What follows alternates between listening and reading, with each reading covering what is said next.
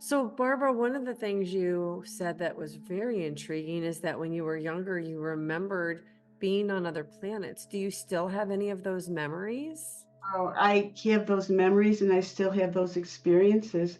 In March of this year, I went into the hospital just for simple outpatient procedure. It wasn't supposed to be a big deal. I don't know what happened, but my lungs decided no, they didn't want to be here anymore, that I wasn't going to be working them anymore. And I started floating out of my body. And I remember hearing them say, she's not breathing, she's not breathing. When I hear them getting the anesthesiologist do this, and people are saying different things. It's a strange feeling. And anybody who's had this feeling knows what I'm talking about. But you look over and you're like, "Ugh, don't want to be annoyed by the noise that they're making. I didn't want to be bothered because I could see somebody off in the distance, and there was this figure standing there of light. And I remember asking him, "Who are you?" Because he was so beautiful. And he said, "I am Creighton of Venus." Creighton also said they left me a message. They gave me a sign. I said, "Why are you here now?" And he said, "Because now you have to know we're coming. We're coming in droves to help humanity, to help save humanity from itself." I've interviewed over 350 people who have crossed over to the other side and come back. Subscribe because what they saw will awaken something in you. My guest today is Barbara Gale, who has had a couple of near-death experiences. And her first one started in 1988, but she was already having very interesting messages for her parents before that near-death experience happened. And she doesn't look at this as a near-death experience. She looks at it as a beginning of her life.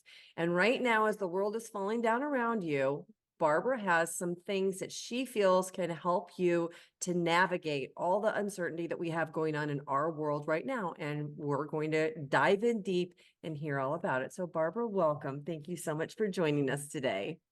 I'm just very glad that you had me. Thank you.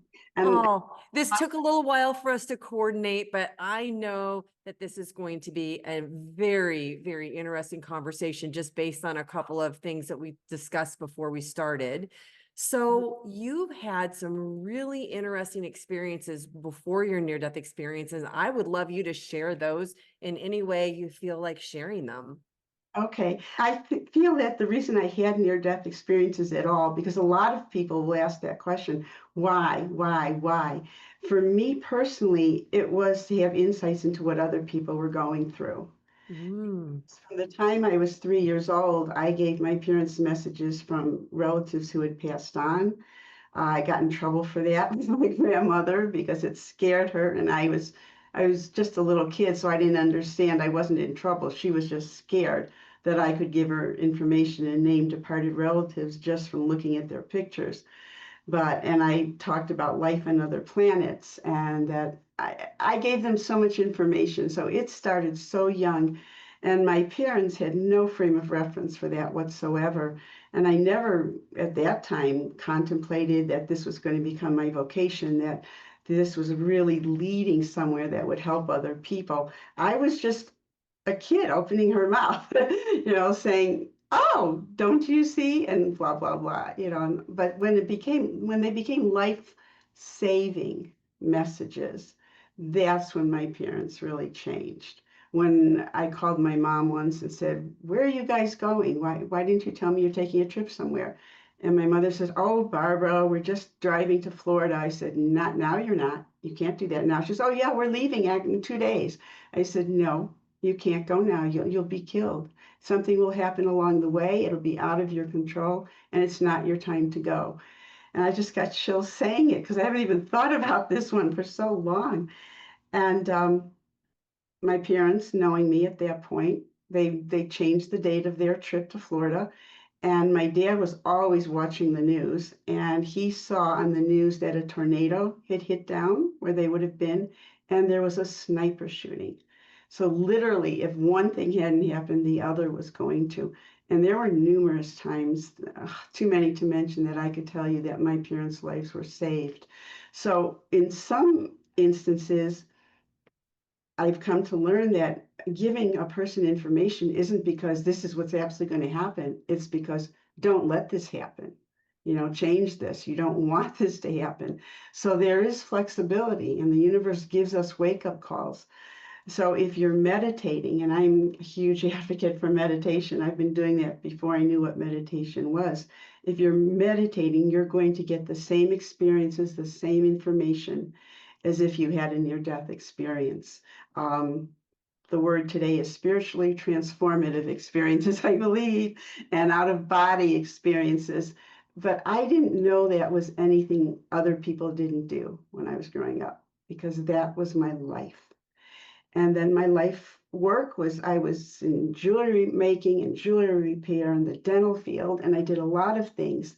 But always I was in meditation groups. I was giving spontaneous informal messages to people until it became my life. You know, that was, yeah, that was a big deal. And it wasn't because I consciously chose it. It was because people just word of mouth said, oh my God, she told me da da da da da. And yeah, that's how it went. And in my own life, I've gotten so much guidance. I remember I was supposed to go to California once, and well, many times, but I lived there for a long time, and then I would go back.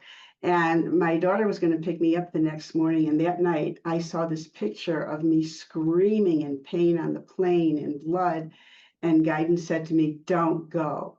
And when my daughter came to pick me up to take me to the airport, I told her, I says, I can't go, and telling her all this reason. She goes, oh, Mom, come on, you make too much of these things. So I went to the airport, got on the plane, and just before they were supposed to land, they hit some kind of air pocket, and my eustachian tubes burst. And what happened was the blood literally went inward, not outwardly. And I lost my hearing, and they had to take me off on a gurney because I also lost my equilibrium. I couldn't walk. So I admit that there have been times that I have not listened to my own guidance. But when I do, it is loud. It's like, hello, you know, because you can't keep telling people what you're seeing for them if you're not listening to what we're telling you for you. So I can't really afford the luxury of not listening. And Wow. So Barbara, when you're hearing these messages of don't go, do you know who's delivering those to you? time I do, most of the time, I go based on energy, because there are so many messengers from the realms of light that don't give you their names. You've got to be really exquisitely sensitive to energy to know this is from the realms of light. This is divine. This is from God. This is source. This is creator. You know, I have seen Christ materialized so many times. I saw our holy Archangel Michael. That's how Archangel Michael tells me to say his name, Holy Archangel Michael. And I saw him once, but I only needed to see him once, and he helped me out of a situation. John, Commander Spaceship 5 for Weather Control. I saw him, my friend saw his spacecraft, and she didn't handle that very well. It was pretty hard for her, but I saw him many times, either whether they're from another planet, like John, or Mother Cabrini. God bless. Saint Mother Cabrini materialized when I was at her shrine in Golden, the Cabrini shrine. I used to take a lot of people there for readings and healings. I would do that. I would sit in there with them.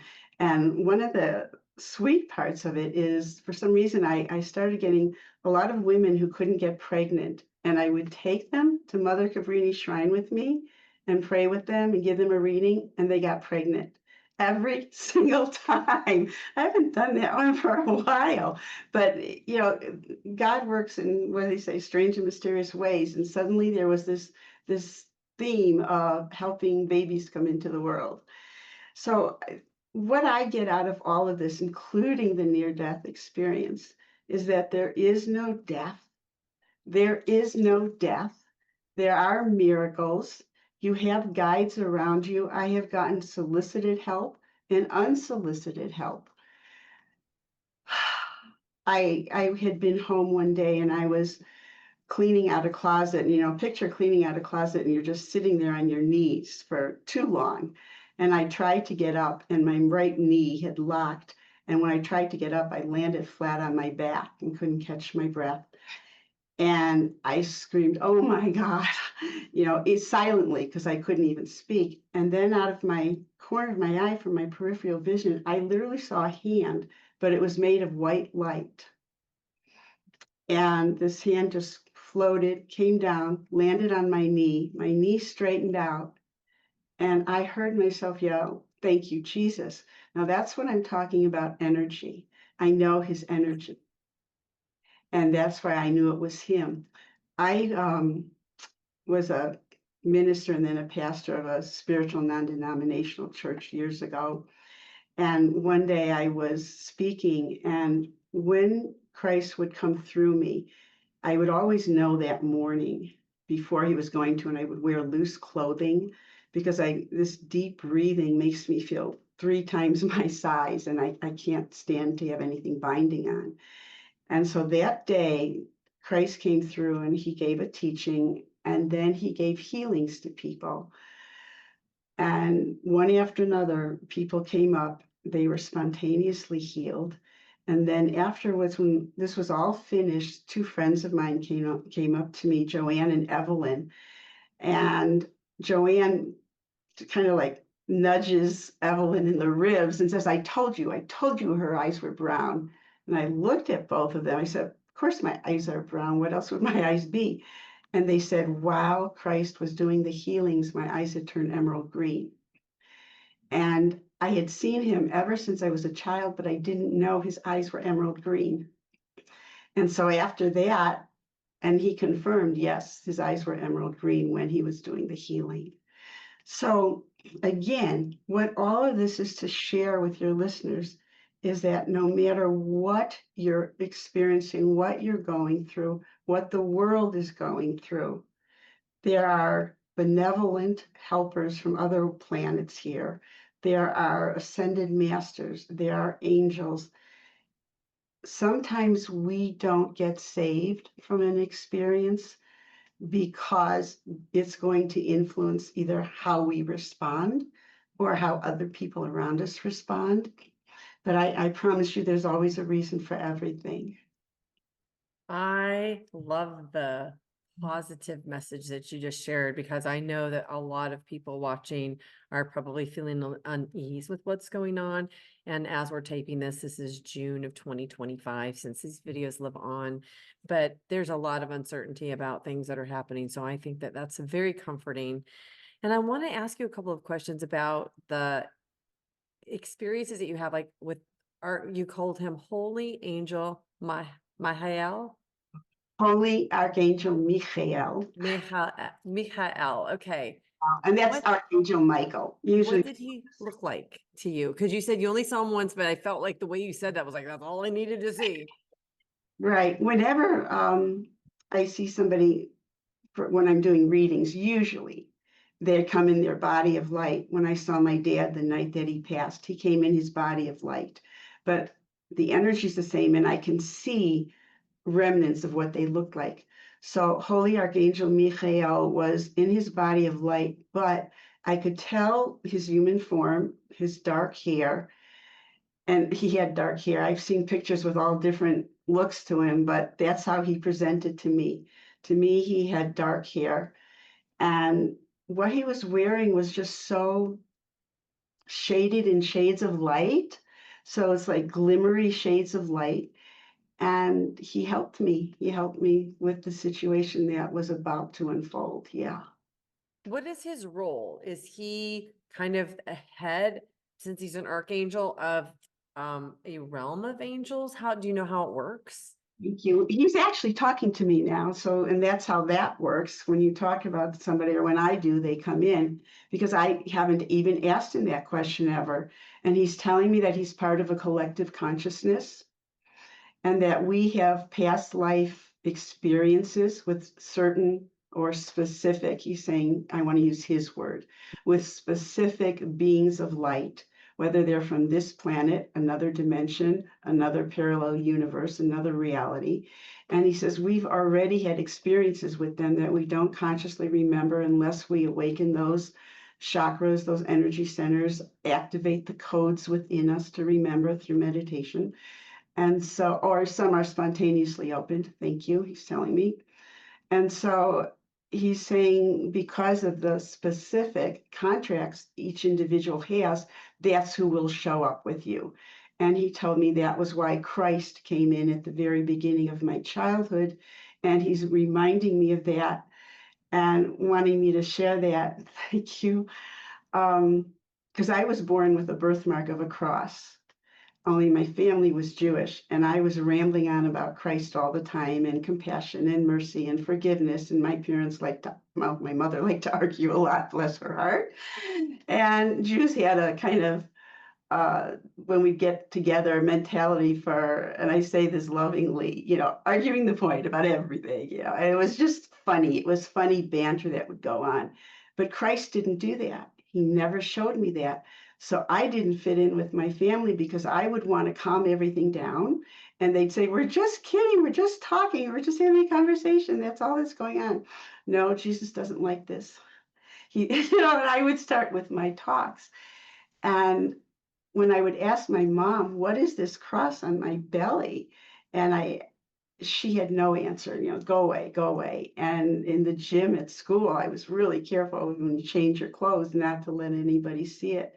And it wasn't until maybe I was 22, 23, I grew up in Chicago, and I heard about this woman named Carolyn who was a mystic, a reader, an astrologer. She was supposed to be amazing. And I went down to downtown Chicago, and she had this gorgeous office. And I thought, wow, this is really going to be something. And her secretary took my name, and she opened the door, and she comes through the door, and she grabs her heart and she says, oh my God, I'm so honored you're here. Christ walks in with you. And in my mind, I thought, oh God. Like, what did I waste my time coming here for? Oh, I was trying to think of how to get out of this, and stupidly, because the brain kicks in. I said, oh, well, I'm, even though I'd been talking to Christ all my life, I said, well, I'm actually Jewish. And she goes, so is he. And he's telling me he left you a mark on your body to confirm that he's with you and to remind you to do his work. Well, I started crying and shaking, and she came over to me. And then I started unbuttoning my blouse to unzip my pants to show her, is this what you mean? Is this what you mean? And she said, oh dear, keep your clothes on, keep your clothes on. I believe you. I know it's there. He showed me. So it wasn't until I was like 22 or 23 that I even, because he never told me why, why. Do you know why now? Oh, sure I do. Faith, because he knew that things would happen in my life that I wasn't going to be saved from. And he wanted me to know, I'm here. I will bear this with you. And that's actually what I hear him saying right now. I will bear this with you. And that was why, yeah. And so anybody who, like me, I came in spontaneously with these codes and these activations, full blown. But that didn't make my life perfect. It didn't make it easy. And well, in God's infinite wisdom, on October 18th, 1999, through a process that God had given me to do, I was able to be in God's presence consciously. And I don't say something like this lightly at all. And God said to me, my words will come to you and through you. You must speak them, but not everyone will listen. And that last part was so prophetic because not everyone does listen. And I began teaching that process, how to reach that state of samadhi, how to be in God's presence consciously. And I was teaching it in a public arena one day when this gentleman from Boulder raised his hand and he stood up and he said, have you seen this book? And he tells me the name of the book and the author. I said, no, I don't know anything about it. He said, well, that just came out, but you've been teaching this for all these months. How have you been teaching this all these months when his book just came out? And I said, I don't know anything about his book. And so this gentleman from Boulder got us, the author and I, together.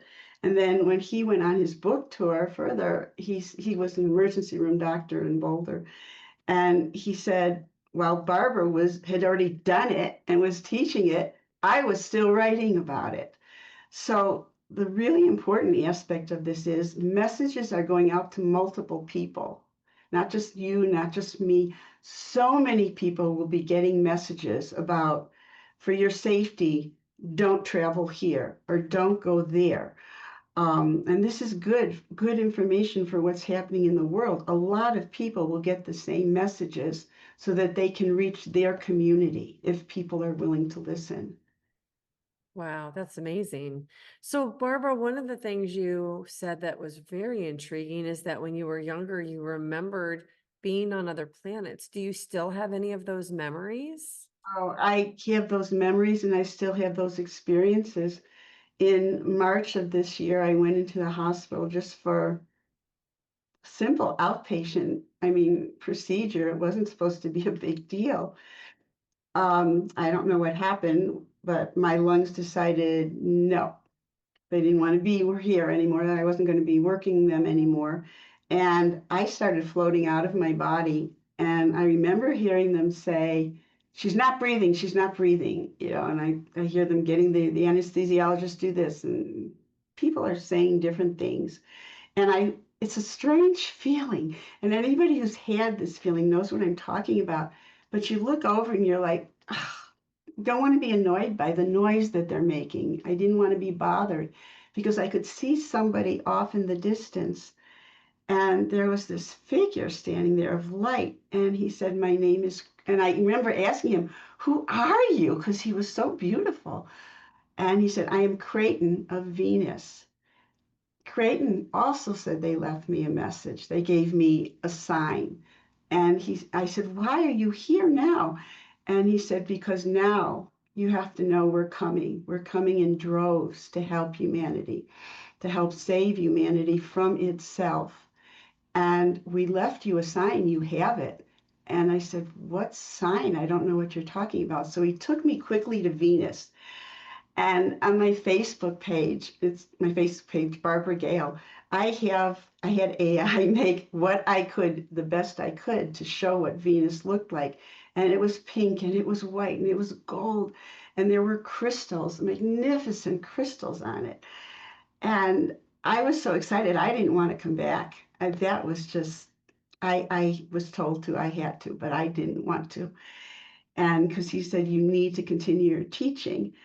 But he said, look at what we gave you. It's also pink, white, and gold. I'm like, I don't know what you're talking about. I just don't know. And then poof, I was back in my body. Well, he was talking about this crystal, and it's it's pink and white, but the wrapping has gold on it. And you probably can't see it unless you enlarge a picture. I have a picture of it again on my Facebook page. There's a little ET in it. The face, it came that way. It's a rhodochrosite crystal, rhodochrosite, and it has a little ET face in it. And in one of his hands, he's holding an orb of light. And in the other hand, he's spreading the light. I've had this crystal for over 30 years. And I always knew it was given to me from guidance, but I didn't know it was from Venus. Certainly didn't know Creighton at that time. And so he he has just recently showed up again, as he said, because they are coming in droves to help humanity. Well, So another question I guess I have for you is you say that they're coming in droves to help save humanity. It doesn't take a rocket scientist to look around and see that humanity is going through all kinds of things. There are wars. I don't watch any of the news, but people are telling me all kinds of things that are going on. But I also understand a lot about technology. I've worked in technology for a long time, and AI is now out of the bag, and we can't put it back, and it's doubling in its abilities, in its intelligence every 6 months with no improvement, which is just an exponential growth. So do you have any idea specifically what people from other planets would be coming here to help humanity with? Okay, as far as AI would be the downfall and the destruction of humanity. It will or will not. It will if it's allowed to run its full gamut, because we were created. We're not just humans, and I love your hat that says be a good human. But this mask, this costume, all of this is just a vehicle for our soul to be here to experience life in a different way. That's it. The body, which is why there's no death, the body is not needed for the soul to go on living because the soul's eternal. The soul doesn't need the body to exist. The body needs the soul to exist. Okay. So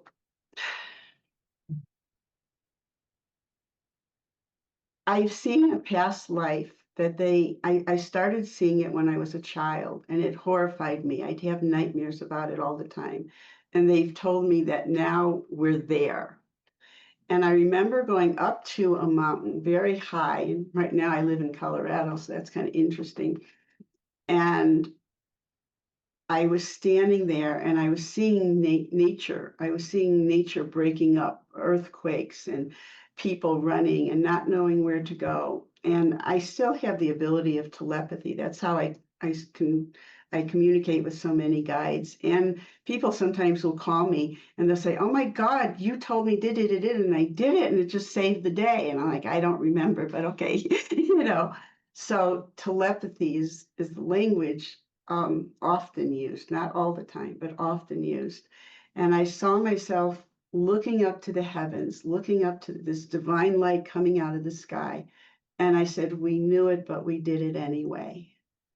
And that's what's the direction we're taking with AI. AI on the plus side could be such a breakthrough for science, for medicine, for gaining information in so many levels. Unfortunately, humanity is not at a place of such humanistic qualities that they are going to do everything for the good of all of humanity. They're going to do it for power and control. That's just the way it is. It's not the way I want it to be, but that's what's been shown to me. That's how it is. So Barbara, have you prepared things in a certain way with this knowledge? I mean, do you have canned goods stock? Do you have water filtration system? Like, have you done physical earthly things to prepare, or are you trying to stay and go in a different dimension so that you don't have to be a part of that? Because these are fluid, as you said before, not everything is set in stone that it's going to happen. Okay. Um, I have many, many guides who give me, I admit, quite a bit of information about that. We do have a filter water system. We do have a generator. We do have food storage. Okay, that being said, I don't anticipate that's going to save my life. And I'm not worried about saving my life. I think more in terms of there might be somebody who doesn't have anything or needs a place to be, and I'll be able to provide it for them, or we'll be able to provide it for them. I think of the bigger picture, not just what it's going to do for me. And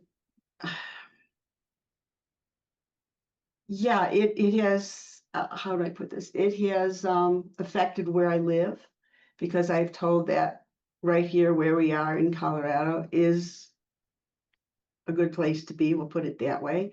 From what I've seen, Arizona is a good place to be. I would not suggest being coastal because there are going to be more earthquakes. There's going to be horrific weather problems for people who live coastal. So I do listen to what they suggest I do. I mean, years ago, guidance said to me, "Go out and get water." And I was still in bed. I said, "Now?"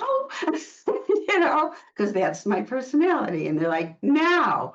I'm like, "Oh, shoot." So, okay, I got up, went out, bought all these gallons of water because they didn't tell me why. Well, what happened is there was some kind of truck that hit a pipe and everybody in the neighborhood lost water. And that was me bringing gallons of water to people. This mother up the street, she had a baby and needed for her formula or whatever. I had enough to share with people. Guidance will do that. They'll test you just to see, is she going to listen? Is he going to listen? When they really need to hear, are they going to listen? And once you establish these relationships from past lives and you're bringing that forward, it still doesn't guarantee you're going to listen.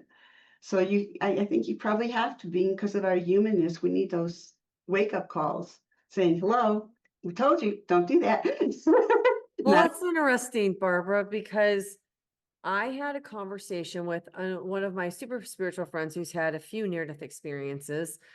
We hadn't talked for a while. I randomly messaged me, and I happened to be driving back to my house, and I had a long time in the car. And I had just interviewed a man named John who's a futurist on the show, and he had given me some of this type of information about we need to establish community, we need to have reserves, etc. And it really unnerved me a lot. I'm not a things person. I probably have enough food to last me for a week or maybe two. I just have not lived my life that way.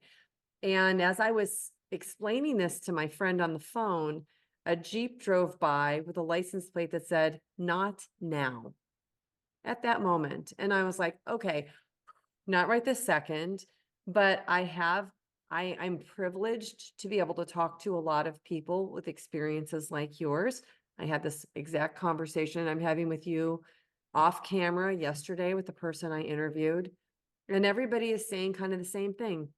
Get a few canned goods, yeah, have a few preparations, don't go nuts right. over it, but just have enough to be like, I could last for just a little bit if something did shut down or happen. Right. Right. And that's exactly what I did. I don't have a lot. And I think it was a couple weeks ago, and guidance had said, get some money out of the bank. You need to have some cash. You're not going to be able to get to the teller. The teller's not going to work. And again, I was like, what? Why wouldn't the teller work? It actually happened. The three banks I went to, it was down. They were down. But I had some cash. So honestly, you'll get these kind of tests. And even I am guilty of, oh, what I decide sometimes I believe or don't believe. I've had a relationship with so many different teachers, and Paramahansa Yogananda had contacted me from the realms of What? I'm yeah, reading his book this summer. I've had it for a long time. It's come up in conversation in the last 2 weeks, at least 10 times now. gotta be. This is his personal scarf. His real actual, he owned it. Wore How in it. the world do you have that, Barbara? Oh, so this is when I was in California. I had lived there, and then I went back to visit. And I would go to Yogananda's, one of his churches there, and this was in Mountain View, California. And as my friend and I were leaving, I felt him. He sometimes did this. He put his hands on my shoulders and he said, "Go in the gift shop. I have something for you. Go in the gift shop." So who am I to say no? So my friend wanted to go get coffee, and I said, well, I'm going in the gift shop. So I did, and I'm walking around, walking around. I mean, I literally feel myself being steered toward a rack with this scarf on. Well, everything had a price, but not this. This one did not have a price. And so I had to go up to the register and I asked her how much this cost. And she goes, "Where did you find that? Where did you get that?" I said, "It's just over there." She says, "No, no, it's not. That's Yoganandaji's personal scarf. And it was in his home and someone just brought it here today. We were all talking about it. That wasn't put out." I said, "Well, how else would I get it?" It became a huge meeting amongst the people working there. Then they were making phone calls to, I don't know who they were calling. And I just waited because Yoganandaji literally said, wait. So I'm waiting. I was probably waiting for 30, 40 minutes. And they came over and said, "We're supposed to sell it to you. What do you want to pay for it?" And I said, "Excuse me?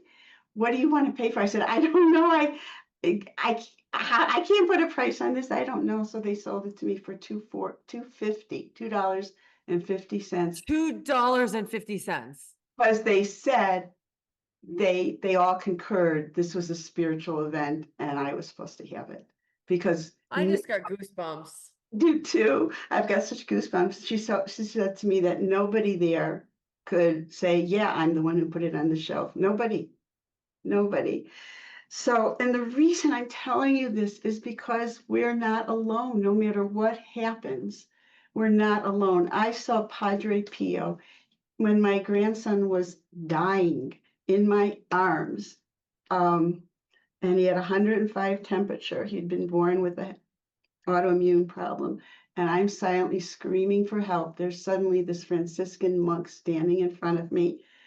And he literally, honest to God, reached over and touched my grandson. And like that, there was no fever. He opened his eyes. He starts making noises. And I'm looking at this, who I know my daughter sitting next to me can't see him. And I'm silently saying, "Who are you?" And he said, "I am Padre Pio."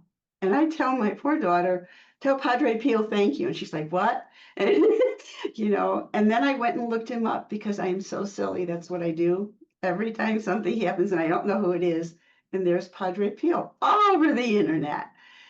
And God, if I could give you one takeaway from all of this, from your near-death experience, I hope, because I've heard not everybody sees light like I did. Not everybody meets their father who's departed like I did, or Christ like I did. Not everybody has those experiences, but believe me, you were surrounded by help. You were surrounded by light. You were surrounded by love, and you're back here because you have a mission. You have something so important to do. It wasn't your time to go home. Yeah. Wow. So Barbara, we didn't even talk about the near-death experience yet because we've talked about so many other things. So would you like to share the one that was the most pivotal for you? Well, the first one, when I actually died, was pivotal for me afterwards.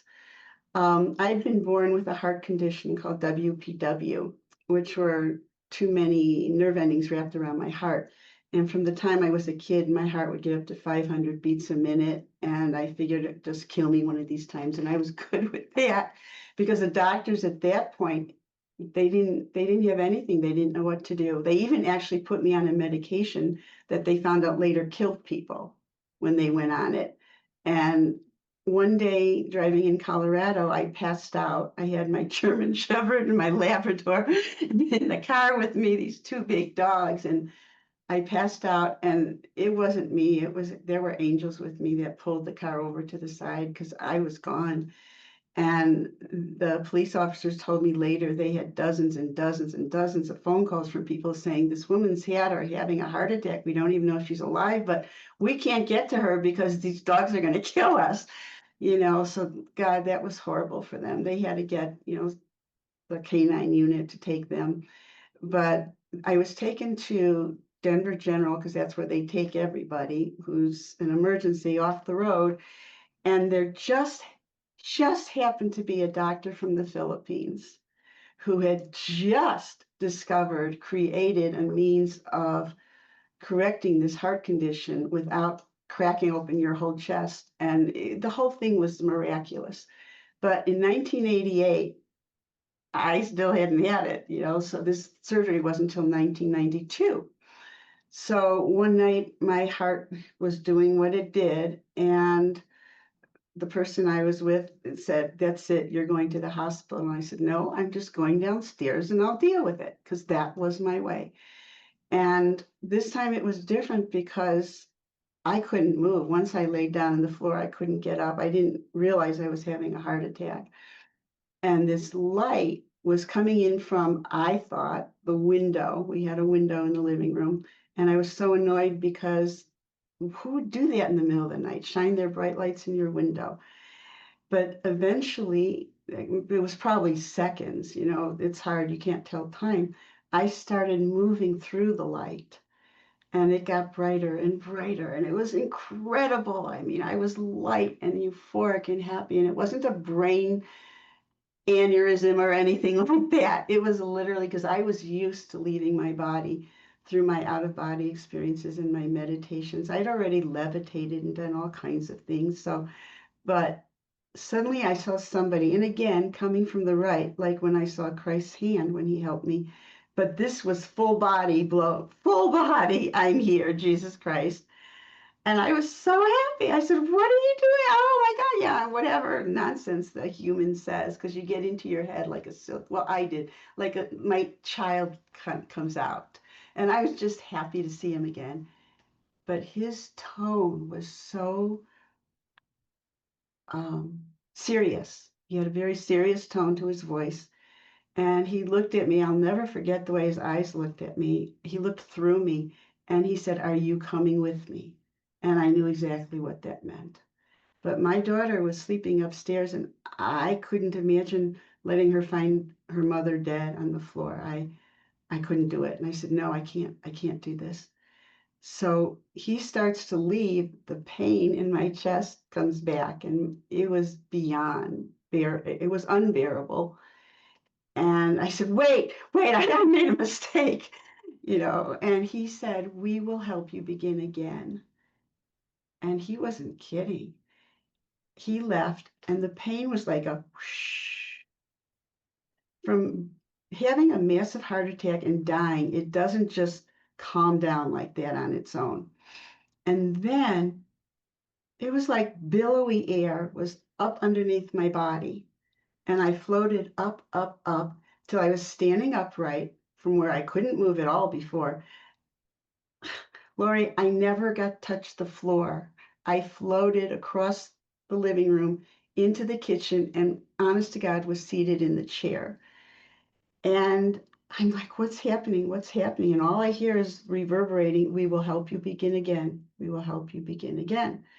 And it's a long story of things that happened. My mother called me and I answered the phone trying to sound like a normal person because it's 8 o'clock in the morning and I don't want her to know what happened. And she says, "I've got to give you the name of Ralph Bergstresser. He's right near you in Scottsdale, Arizona, and you live right near him, and he does some kind of healing, and I know you have to see him." How she, but God uses whoever they need to. And so I took his phone number down. I was able to call him, and she told me how famous he was, how Linda Goodman, she had read about him in one of Linda Goodman's books. And I thought, why would he talk to me? That's ridiculous. But I left this stupid message saying, "Hi, this is, my name's Barbara. Someone," didn't want to say my mom, "someone gave me your number and said to call you. This is my number if you feel you ought to call me," because I didn't know why I was calling him. God bless him. Ralph has since passed on, but when I feel him, I get, just like now, so warm inside. He called me right back. And he said, "You need to come over and see me." And I said, "I can't. I have a health issue going on." He goes, "Yes, you can. I'm right here in Scottsdale." He didn't even know where I was. He says, "I'm very close to you." And he says, "There's someone upstairs who can help you drive here." Because the person I was living with at the time had already left for work. I didn't even tell him what happened to me. So I believed him because his voice was so strong, like Christ's voice, that my daughter came downstairs and we did what he said. I had my feet on the pedal, right. She steered and I just told her where to go. He wasn't more than 10 minutes from us. And the secretary took care of my daughter. Ralph took me into a room that I could only describe as maybe something out of Star Wars. It was unbelievable. There were monitors all over the walls. There were electrodes. He had me sit on a plate of some kind of pads with electricity shooting through them. He hooked electrodes all over my body. He put something in water that he charged, his purple plates, which is what Linda Goodman wrote about, Ralph Bergstresser and his purple plates. And he had me drink water. He worked with me from that morning till maybe 6 o'clock at night. And it was like I was a new person. It was unbelievable. And then he took my daughter and me to Denny's for dinner. He did. And while she was coloring on the Denny's placemat, he said to me, he said to me, "Do you know you had a massive heart attack and died? You died." And I looked and being who I am, I said, "Oh, I know all that." I said, "What I don't understand is why did you call me? I'm nobody. I was nothing. Who am I?" And Ralph said that he was a light worker and he always listens and does what he's told. And his guide said, "She's a light worker. She has to remain on the planet. You have to call her and help her now." And then Ralph said to me, "I always do what I'm told." And that has stayed with me my whole life because he was so selfless, so good, and I aspire to be like him, to be that 100% in listening when guidance talks and not question and go, what? Why do I have to go do that now? But do it. Just do it. Because Barbara, what is your purpose on the planet then as a light worker? What are you here to do? light workers, I just want to say something about light workers. Sure. People have, because I've heard this from many people, they think the word light worker means you're just going to have a wonderful life in the light here on earth. And yeah, it means just the opposite. It means you are going to go where there is darkness. You're going to give people, you are going to hold the light, spread that light, hold and give people the opportunity to do better.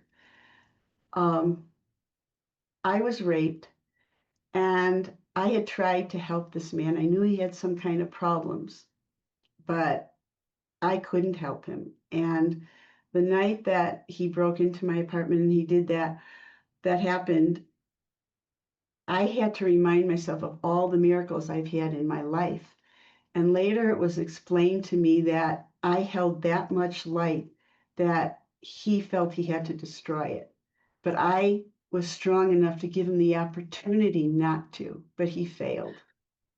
I've had horrific things happen in my lifetime that maybe some people wouldn't come through it. They wouldn't survive it, or they would be bitter, or they would turn out to be a serial killer, or they would be hateful or vengeful. But I couldn't do it. That's not me. That's not my path. My path is to say, see what happened to me, and you can still be loving. And that's what a light worker does. A light worker goes where there's darkness and tries to bring the light. May anchor the light. I love that. Well, Barbara, I'm going to guess that there are people who are watching who want to connect with you. So can you tell everybody where they can find you? Okay, absolutely. Well, I said earlier, my Facebook page is Barbara Gail, Barbara, and Gail Gail. My website, if you want to go to the website, is named after my work. It's answersfromthelight.com because that's where I get all of my work from, all my answers from, everything is from the light, the divine light, the light of love. So answersfromthelight.com will have all my links. It will have a copy, show you how to get my book, The Immense Release, that's on Amazon. And I've had a lot of people say it's really helped them. So I'm Oh, grateful. that's wonderful. You have a YouTube channel too. What's your YouTube channel? I think it's at Barbara Gale Medium, Okay. at Barbara Gale Spiritual Medium. Yeah. Okay. Uh, I'll look it up, but I'll put all of her information in the show notes. Media. It's something like that. But if you go to answersfromthelight.com, it will give you the link to my YouTube. Thank you. Perfect. Barbara, this has been such a fun conversation. I did this interview in such a different way than I normally do. Normally somebody comes on, they talk about their life before, they tell their near-death experience, and we spend all this time asking the deep questions. And we reversed it this time. And I felt like the flow was absolutely perfect. I so much enjoyed this conversation. Well, Barbara, I just want to say thank you. Thank you for what you are doing to help wake up the collective consciousness. It is so needed right now. Thank you, sweetheart. God bless. And thank you to everybody for watching. Next up, check out this playlist of other NDE interviews. Please like and subscribe. It really helps this channel to grow so I can bring you more content. Thank you for watching. I'm so glad you're here.